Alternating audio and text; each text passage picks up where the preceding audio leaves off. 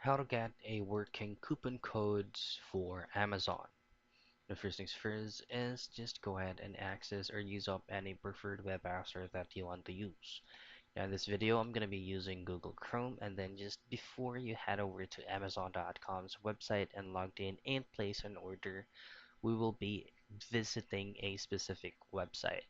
Just head out straight to your new tab and just simply type in couponfollow.com.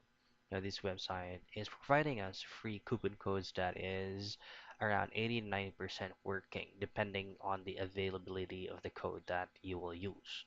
Then here, just head over to search for a store and then just type in Amazon, depending on what specific country you're trying to use Amazon, if it's going to be for UK, India, or CA. Now let's just choose on a default Amazon right here, which is going to be for the USA. Now once you click on that, you'll be given out a bunch of options for you to choose on what specific coupon code you will use. Before you place the order, just go ahead and visit it here. Just click on whatever code that you have in mind for you to be able to have a vision of the uh, special characters of the code, and then just copy it and paste it on Amazon's website. And that's how you get working coupon codes for Amazon.